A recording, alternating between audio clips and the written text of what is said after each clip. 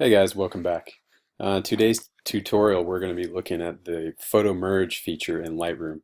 And we can merge photos either to stitch together a panorama or to create an HDR image. Um, for those of you unfamiliar with the term, HDR just stands for high dynamic range imaging. So it's a way to, um, if you shoot for it correctly, you can have better shadow and highlight detail. So I want to start off looking at a few images that we can merge together to make an HDR.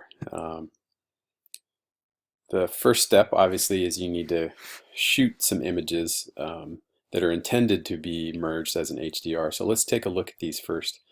These I did a couple of years ago for a demo for the on-campus version of this class. And let's go look at some of these. It's in an apartment complex, and I shot my first exposure, exposing for these highlights here in this light and in this area, and I wasn't really concerned about these darker areas. The next one is a little closer to the, I guess, technically correct exposure, and then I have one exposing for the shadows. I wanted to get more detail up here in the trees, so that's one section of it. I had the camera on a tripod and I made sure to carefully level it and basically do a dry run and pan all the way through the entire panorama, so that I'm giving Lightroom the best possible files to stitch together. So the next section goes here, and if you'll notice, this tree is right here. So I was pretty conservative about how much what's in the frame overlaps. Again, it's so that Lightroom has as many reference points as possible to make a clean stitch. So we have 3 exposures here, a dark, correct, and a bright one. Again, this is for the shadow details here. This is kind of a base exposure, and this is for the highlights of the light source here and the pool. And we go to the next section. It's in the center. Again, now this tree is where the image overlaps. I'm exposing here for the pool and this light, and those are our 3. We move on. Now the camera is moving to the right. You can see we have this area here that we had from the previous exposure. 3 exposures of that. And then we've got 3 exposures of this. So these are what we'll be stitching together. Let's go back here. For now, I just want to show you, we'll just merge one of these sections. So we essentially have 3 images that will go together to form an HDR image. And once all of the 3 exposures for each section are merged, then we'll have 5 pieces to stitch together into our panorama. So as you can imagine, this will be a very large file when I'm finished with it. If your computer is older and it has a slow processor and maybe you don't have much RAM, then results may vary with the time it takes to merge something this big. And it's entirely possible, if your computer's old enough, it could just hang up, and you may have to just reboot and try again with something a little less ambitious. So just know that going into it. So the first thing we need to do is choose the images that we're going to merge. So I'm going to just click here, command click. So I'm going to just merge these 3 for now. This is our first HDR. So we go up here to photo, and under photo, we scroll down in our drop down menu to photo merge, and then you see our 2 options here. So we're going to choose HDR. And Lightroom makes this really simple. If you've done this in Photoshop, you know that it's, in my opinion, quite a bit clunkier, and I think the results are also not as attractive. So right now it's generating a preview for us, and it does, you'll see it does a really good job of lining things up. So this is where we're starting. I think it's a little on the bright side overall, but we can adjust that. But we've got good shadow detail, good highlight detail. We haven't really touched anything with these yet as far as white balance or anything like that, but we can take care of that later. Deghosting, this would be if, let's say, there had been a breeze blowing and these trees were not sharp. If there was motion here or anybody walking through here, then deghosting would basically work to try and find a clean frame and eliminate any of that motion. But I shot this really late at night and there was no breeze, there were no people walking through, so there really wasn't anything for Lightroom to have to deal with in terms of deghosting.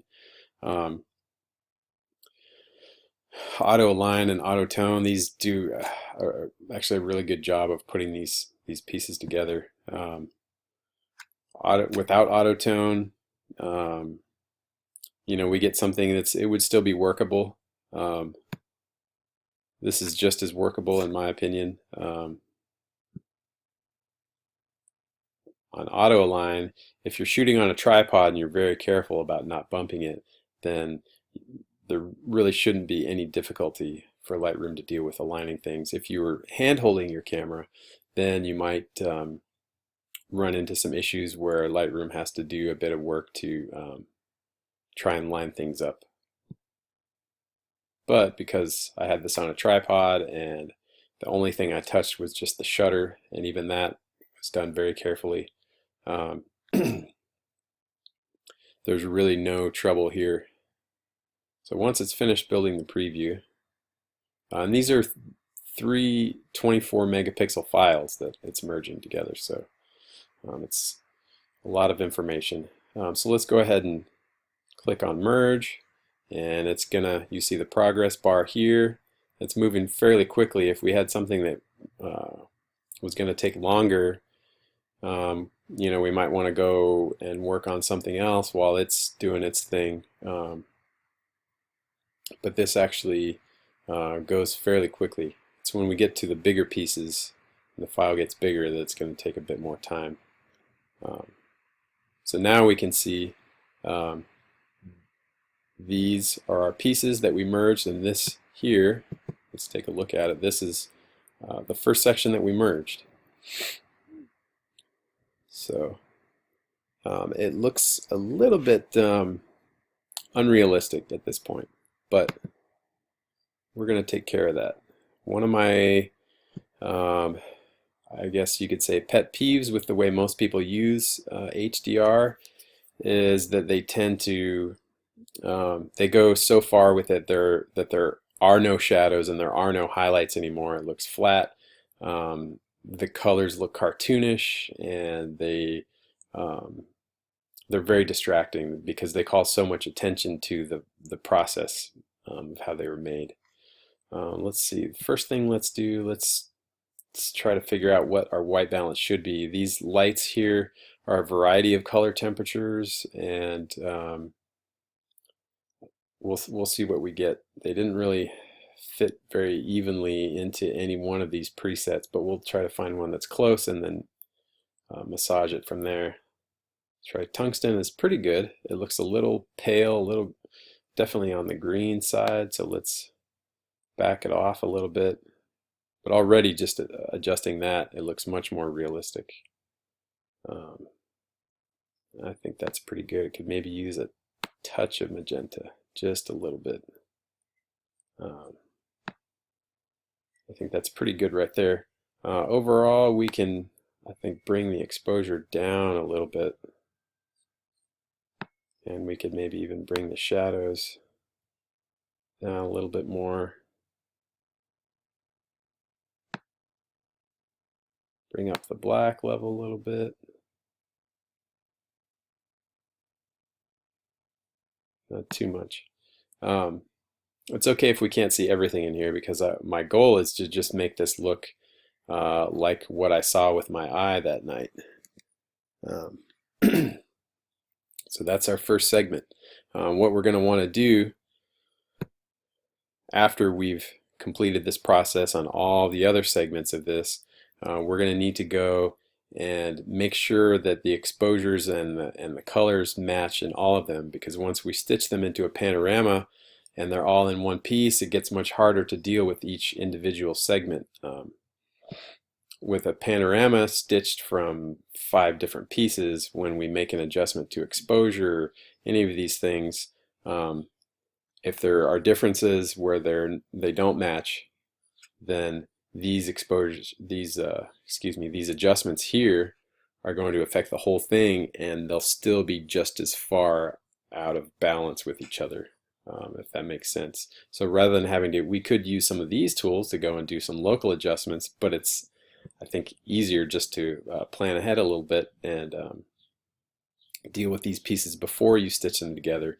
Then once they're stitched into the panorama, it's really quick and easy. There's not much left to do. So that is the HDR feature.